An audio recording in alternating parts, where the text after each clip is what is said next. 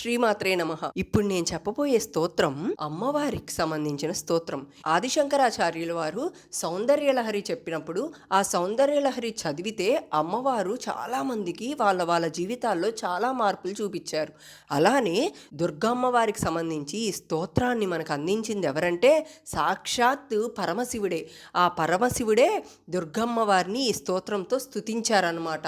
అలాంటి స్తోత్రాన్ని ఈరోజు మనం చదవగలుగుతున్నామంటే మీరు ఎలాంటి అనారోగ్యం ఉన్నా, ఉద్యోగ సమస్యలు ఉన్నా, ఇక మీకు ఎలాంటి సమస్యలు ఉన్నా కూడా ఈ ఒక్క స్తోత్రాన్ని కానీ మీరు పట్టుకొని 3 పూట్ల దీన్ని చదివినట్లయితే ఖచ్చితంగా ఈ నవరాత్రులు అయిన తర్వాత మీకు దాని రిజల్ట్ అనేది తెలుస్తుంది అనమాట. అంత అద్భుతమైన స్తోత్రం ఇది. అదేంటో చెప్తాను వినండి.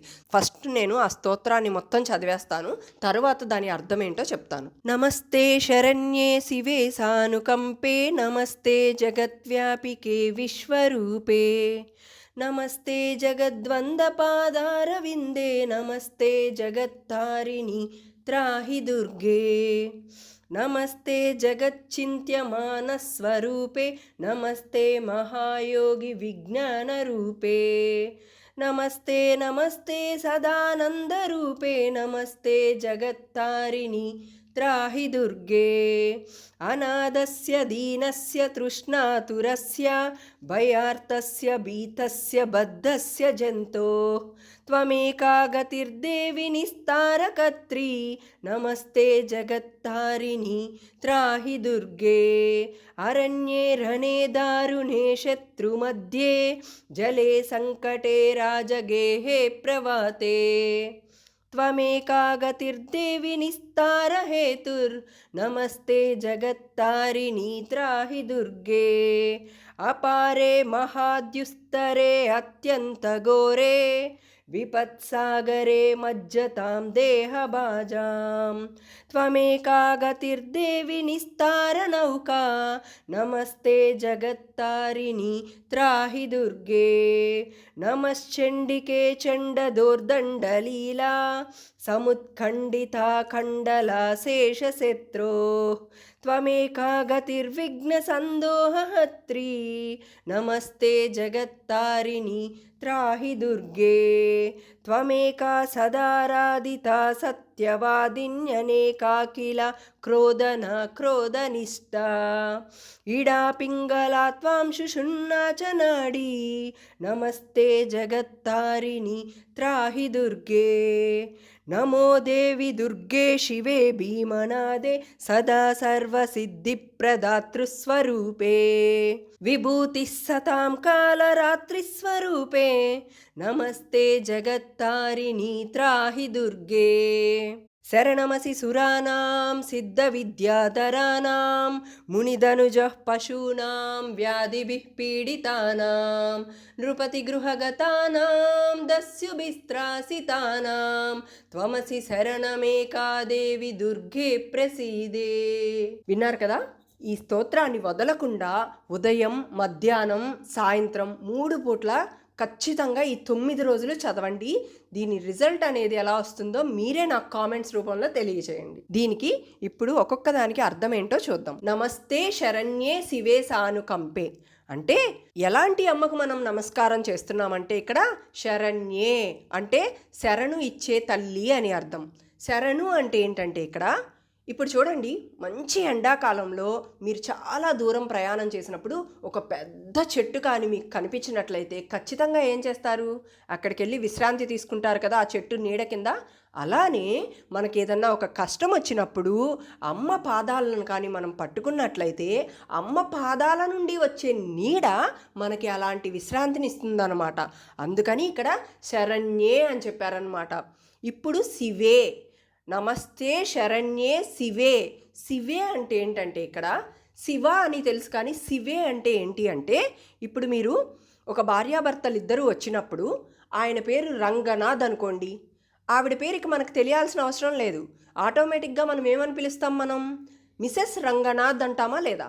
అలానే అక్కడ శివయ్యకి సాక్షాత్తు దుర్గమ్మను మనం పిలవాలి అన్నప్పుడు శివుడు కూడా అమ్మను ఎలా పిలిచారంటే ఇక్కడ శివే అని పిలిచారు. శివ శివే అది ఇక్కడ అర్థం శివే అంటే. ఇక్కడ మీరు ఎప్పుడైనా చూడండి, అమ్మవారిని దుర్గమ్మ కానీ లలితమ్మ కానీ ఇలా ఇలా పేర్లు పెట్టి పిలిచే కంటే కూడా శివే అని ఎప్పుడైతే మీరు పిలుస్తారో అమ్మ అక్కడ మనకి దొరికిపోతారనమాట.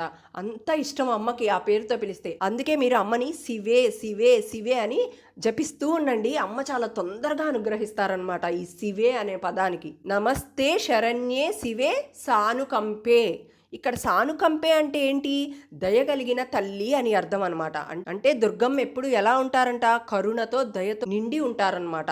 అందుకని అమ్మని నమస్తే శరణ్యే శివే సానుకంపే, అలాంటి అమ్మకి నమస్కరిస్తున్నాను అని ఇక్కడ అర్థం అనమాట. తర్వాత లైన్ చూడండి, నమస్తే జగత్వ్యాపికే విశ్వరూపే.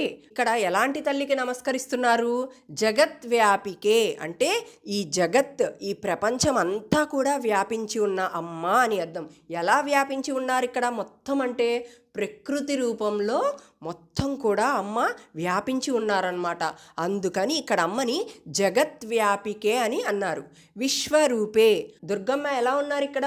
విశ్వం మొత్తం ఆమె రూపంతోనే నిండిపోయిందనమాట. అలాంటి తల్లికి నమస్కరిస్తున్నాను. తర్వాత లైను, నమస్తే జగద్వంద పాదార విందే. ఇక్కడ చూడండి, జగద్వంద పాదార విందే అంటే జగత్తు మొత్తానికి ఆధారమైన నీ 2 తామర పాదాలకు నమస్కారం. అంటే అమ్మ ఎప్పుడు ఆవిడ పాదాలను ఎక్కడ పెట్టి ఉంచుతారు? తామర పువ్వు పైనే కదా. అలాంటి తామర పువ్వు పైన అమ్మ పాదాల దగ్గర కానీ మనం ఆ పాదాలను కానీ పట్టుకున్నట్లయితే తామర పువ్వుకి ఇక్కడ ఒక గుణం ఉంది. ఏంటి ఆ గుణం? ఎలాంటిదైనా సరే తామర పువ్వు పైన పడినప్పుడు అది నిలవదు, దాని మీద పడిపోతుంది. అలానే మనం ఎలాంటి పాపాలు చేసి వెళ్ళినా కూడా అమ్మ పాదాల దగ్గర మనం కానీ పట్టుకున్నట్లయితే ఆ పాపాలన్నీ కూడా అలా తొలగిపోతాయి అన్నమాట. అంత అర్థం ఉంది ఇందులో. అలాంటి తల్లికి నమస్కరిస్తున్నాను అని ఇక్కడ అర్థం. ఇది ఇచ్చింది ఎవరంటే సాక్షాత్తు ఆ పరమశివుడే. అందుకే ఇందులో ఒక్కొక్క లైన్కి అర్థం తెలుసుకుంటూ ఉంటే మనకి చాలా చాలా ధైర్యం వస్తుందన్నమాట. అలాంటి అద్భుతమైన స్తోత్రం ఇది. తర్వాత లైన్, నమస్తే జగత్తారిణి త్రాహి దుర్గే. అంటే ఈ సంసార సాగరాన్ని దాటించి మోక్షం వైపు నడిపించే తల్లి అని అర్థం. ఓ దుర్గమ్మ, ఈ ప్రపంచాన్నే కాపాడే తల్లివి నువ్వు. అలాంటి నువ్వు నా ఈ చిన్ని కష్టం నుండి నన్ను బయటపడేయలేవా తల్లి అని ఇక్కడ అర్థం అన్నమాట.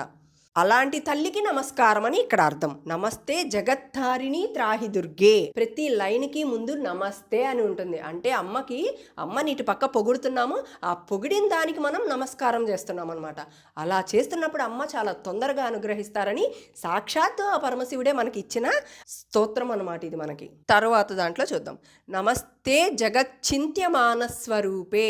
అంటే జగచ్చింత్య అంటే అమ్మవారు ఎలా ఉంటారంటే ఇక్కడ మనస్సు అనే రూపంలో ఆవిడ ప్రతి ఒక్కళ్ళలో కూడా ఉంటారనమాట.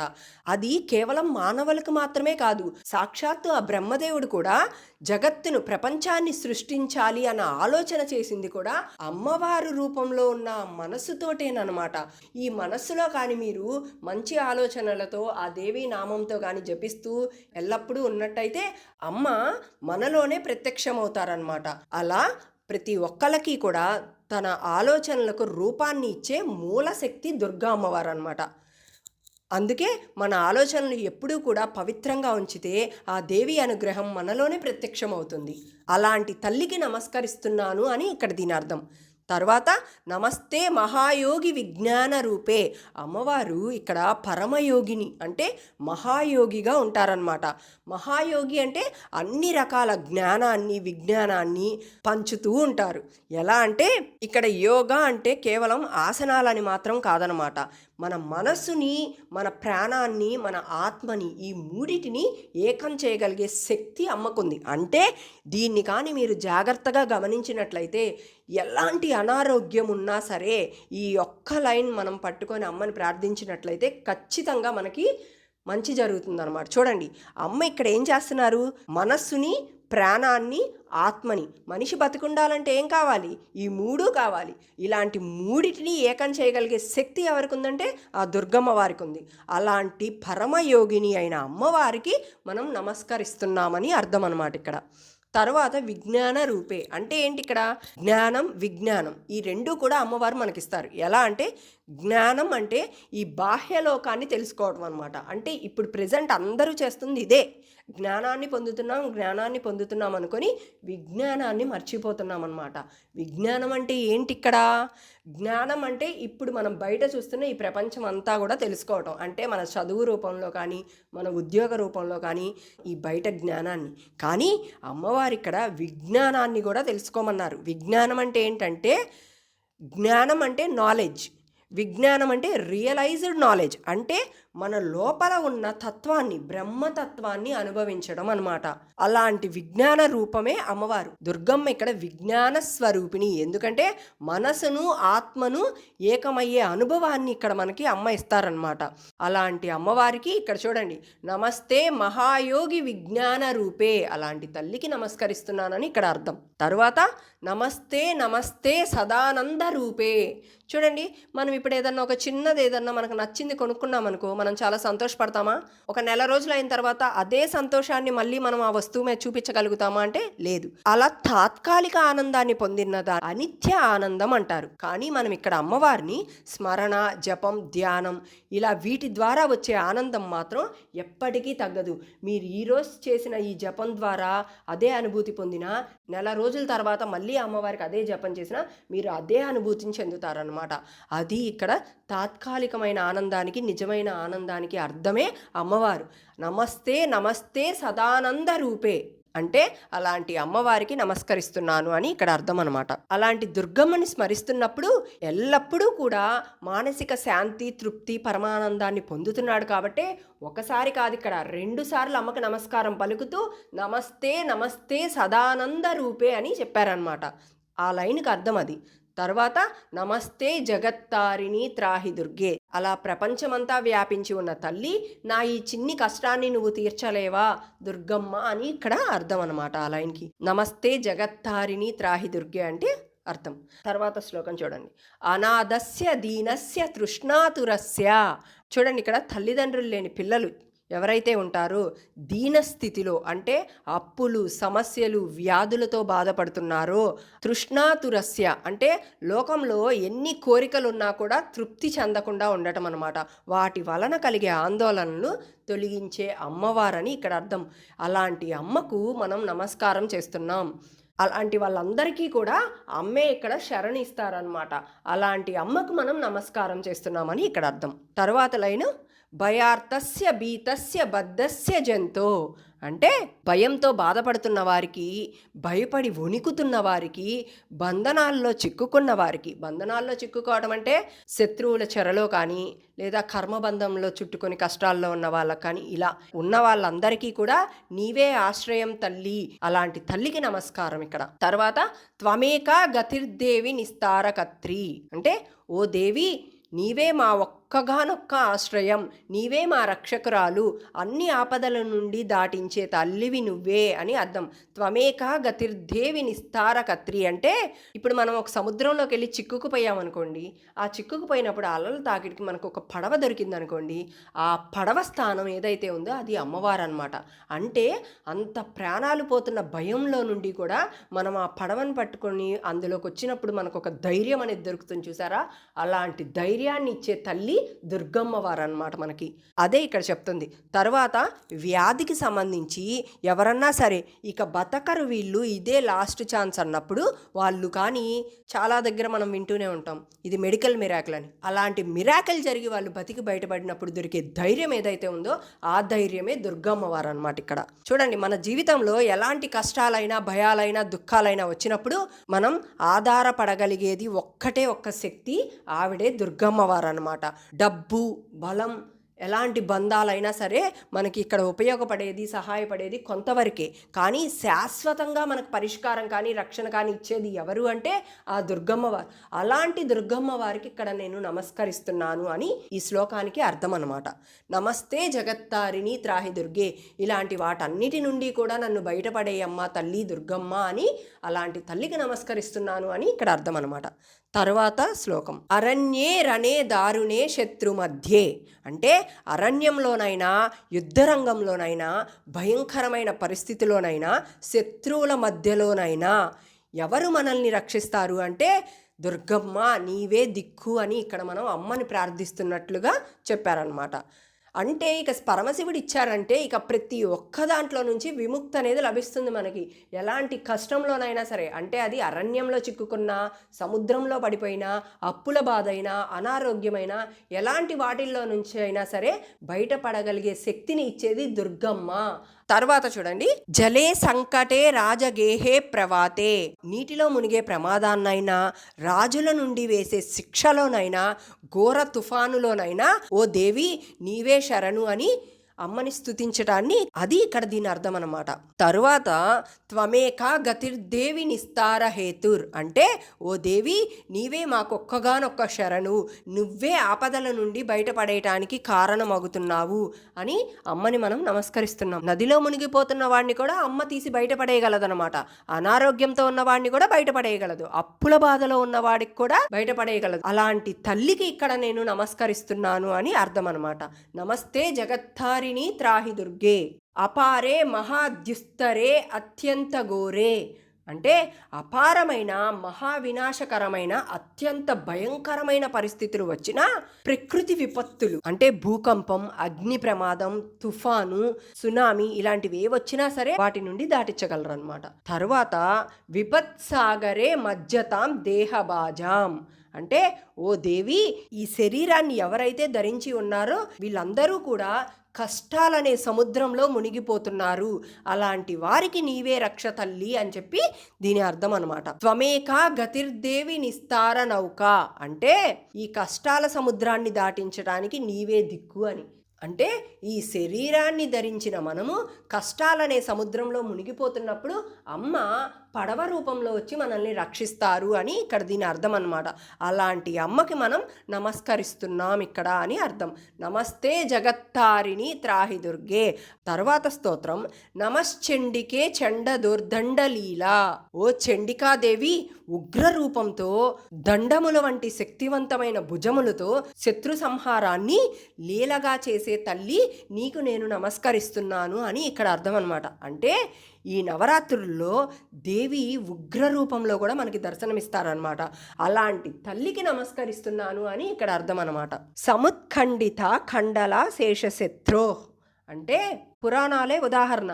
ఏంటి, మహిషాసురుడు, శంభుడు, నిశుంభుడు, రక్తబీజుడు లాంటి శక్తివంతమైన శత్రువులు అనమాట ఇక్కడ.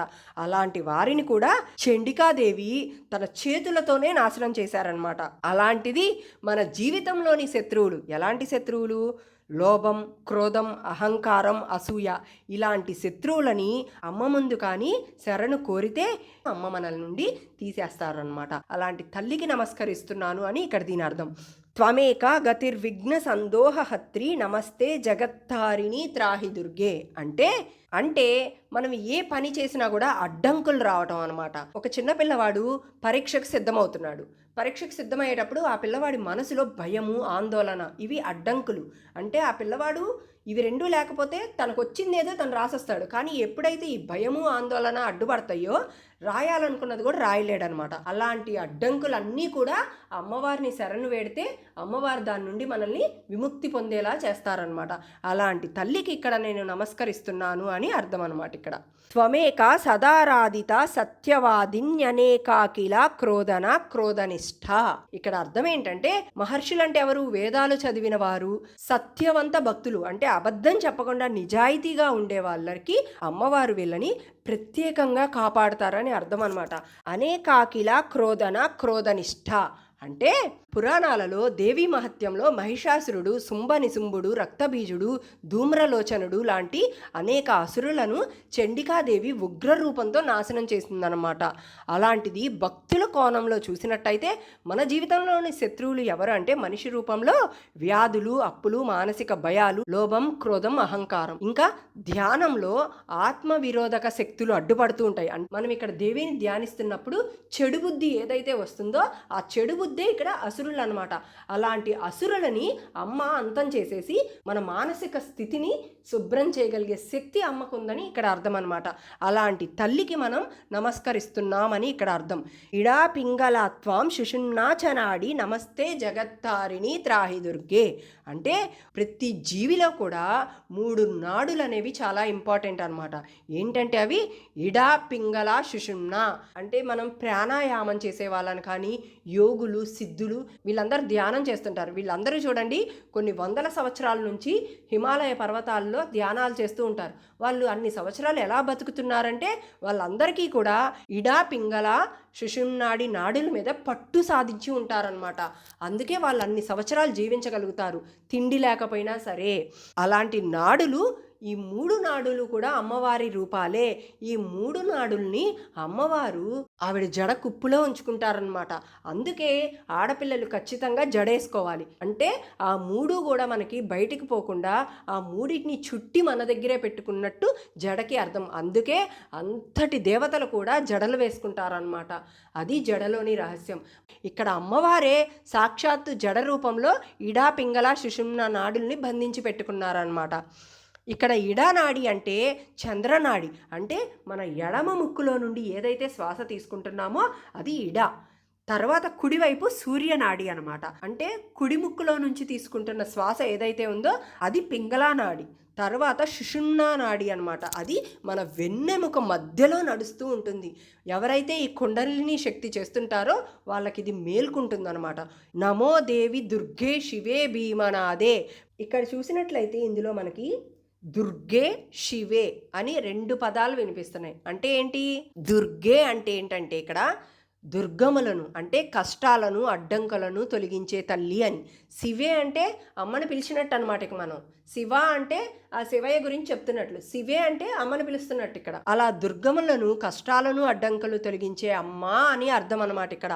భీమనాదే అంటే భయంకరమైన గర్జనలతో శత్రువులను సంహరించే తల్లి అని అర్థం. అలాంటి తల్లికి నమస్కరిస్తున్నాను అని ఇక్కడ అర్థం అనమాట. తర్వాత సదా సర్వసిద్ధి ప్రదాతృస్వరూపే అంటే ఎల్లప్పుడూ అన్ని సాధనలు, విజయాలు, ఆధ్యాత్మిక శక్తులను ప్రసాదించే అమ్మకి నమస్కరిస్తున్నాను అని ఇక్కడ అర్థం అనమాట. తర్వాత విభూతి సతాం కాల రాత్రి స్వరూపే నమస్తే జగత్తారిణి త్రాహి దుర్గే. అంటే విభూతి అంటే ఇక్కడ మహిమలు, దివ్యశక్తులు అనమాట. వందల సంఖ్యలో ఉన్న మహిమలు, దివ్యశక్తులను నవరాత్రుల్లో 7వ రోజు ఆరాధించే కాలరాత్రిదేవి అనమాట. అంటే ఆవిడ ఉగ్రరూప స్వరూపిణి, అజ్ఞానాన్ని తొలగించే దేవిగా ఉన్నప్పుడు ఆ స్వరూపంలో కానీ మనం అమ్మని వేడుకున్నట్లయితే మనకి 1 కాదు 2 కాదు వందల సంఖ్యలో అమ్మవారి మహిమలు, దివ్యశక్తులు మనకి ఇవ్వగలుగుతారనమాట. అలాంటి దేవికి మనం నమస్కరిస్తున్నాము అని ఇక్కడ అర్థం అనమాట. తరువాత శరణమసి సురానాం సిద్ధ విద్యాధరానాం అంటే దేవతలకు, యోగ సిద్ధులు అంటే అష్టసిద్ధులు పొందిన వారికి, విద్యాధరులకు, దివ్య జ్ఞానం కలిగిన వాళ్ళందరికీ కూడా అమ్మే ఇక్కడ ఆశ్రయం అని అర్థం అనమాట. ముని ధనుజ పశూనాం వ్యాధిభి పీడితానాం అంటే మునులు, ఋషులు, దానవులు, రాక్షసులు, జంతువులు ఇలా వీళ్ళెవరైనా సరే రోగాల వల్ల బాధపడుతున్న వారికి రక్షకురాలివి నివ్వే తల్లి అని ఇక్కడ అర్థం అనమాట. మునులు తపస్సు చేసుకుంటున్నప్పుడు శరీరం బలహీన పడిపోయి వాళ్ళు చాలా బాధపడుతుంటారనమాట. అలాంటప్పుడు అమ్మవారిని కానీ స్మరిస్తే అలాంటి మునులకి శక్తి లభిస్తుంది. తర్వాత అసురులు అంటే దుష్టులు కూడా చివరికి ఆపదల్లో చిక్కుకున్నప్పుడు తల్లిని ఆశ్రయిస్తే రక్షణ పొందుతారనమాట. అంటే దుష్టులకి, అసురులకే అమ్మ అనుగ్రహం పొందుతున్నప్పుడు మనం కూడా సరే అమ్మని పట్టుకున్నట్లయితే అమ్మ చాలా తేలికగా మనల్ని అనుగ్రహిస్తారనమాట. తర్వాత పశువులు కూడా వ్యాధులతో బాధపడుతున్నప్పుడు జంతువులను కాపాడే దేవి దుర్గాదేవి మాత్రమే. మనుషులకి 2 రకాల వ్యాధులు ఉంటాయి, ఆది, వ్యాధి. ఆ రెండింటి నుండి కూడా మనల్ని బయటికి తెచ్చే శక్తి ఏదైతే ఉందో ఆ అమ్మవారే దుర్గా అమ్మవారని ఇక్కడ అర్థం అనమాట. తర్వాత లైన్ నృపతి గృహ గతానాం దస్యుభిస్త్రాసితానాం అంటే పురాణాలలో రాజులకు కానీ కోపం వచ్చినట్లయితే మంచి వాళ్ళను కూడా శిక్షించేవారనమాట. అలాంటి వారు అటువంటి సందర్భం అమ్మను కానీ స్మరించినట్లయితే ఖచ్చితంగా అమ్మవారిని రక్షిస్తుందనమాట. తర్వాత దొంగల దాడి, ఇంట్లో ఎప్పుడు దొంగలు పడతాం కానీ దుష్టులు దాడి చేసినప్పుడు కానీ దుర్గమ్మవారిని స్తోత్రంతో స్తుతించినట్లయితే అమ్మవారికి సహాయం చేస్తుంది. త్వమసి శరణమేకాదేవి దుర్గే ప్రసీదే అంటే దుర్గాదేవి నువ్వే మాకు రక్షకురాలవి, దయచేసి మా వైపు కరుణ చూపించు తల్లి అని ప్రార్థించినట్టు ఇక్కడ అర్థం అనమాట. ఈ స్తోత్రం అంతా కూడా ఆ పేరులోనే ఉందన్నమాట, దుర్గా ఆపదుద్ధారక స్తోత్రం అని. చివరికి రాక్షసులు స్తుతించినా కూడా అమ్మ అనుగ్రహం పొందిందనమాట. అంటే మనకి చాలా తొందరగా ఈ నవరాత్రులు, దుర్గా నవరాత్రుల్లో అమ్మని ప్రసన్నం చేసుకోవటానికి తేలికగా దొరికే ఒక అద్భుతమైన స్తోత్రం ఇదేనమాట. అమ్మని వదిలిపెట్టకుండా ఈ 9 రోజులు అమ్మ ముందు ఏదన్నా దీపం వెలిగించి నైవేద్యం పెట్టి ఈ స్తోత్రాన్ని 3 పూట్ల మనం పఠించినట్లయితే అమ్మవారి అనుగ్రహం పొందుతామన్నమాట. ముఖ్యంగా అనారోగ్యంతో ఉన్నవారు, ఉద్యోగం కోసం ప్రయత్నిస్తున్న వాళ్ళు, అప్పులతో బాధపడుతున్న వాళ్ళు, ఇలాంటి వారు కానీ ఈ నవరాత్రులు, దుర్గా నవరాత్రుల్లో అమ్మను కానీ ఈ స్తోత్రాలతో పఠించినట్లయితే ఖచ్చితంగా మీ అందరికీ కూడా మంచి జరుగుతుందన్నమాట. ఈ స్తోత్రం పఠించిన వాళ్ళు ఈ నవరాత్రులు అయిపోయిన తర్వాత వాళ్ళకి ఎలాంటి అద్భుతాలు జరిగినాయో నాకు కామెంట్స్ రూపంలో తెలియజేయండి. మీ అందరికీ నేను చెప్పింది నచ్చితే దయచేసి ఇంకొక నలుగురికి షేర్ చేసి వాళ్ళకు కూడా అమ్మ గురించి తెలిసేలాగా చేయండి. శ్రీమాత్రే నమః.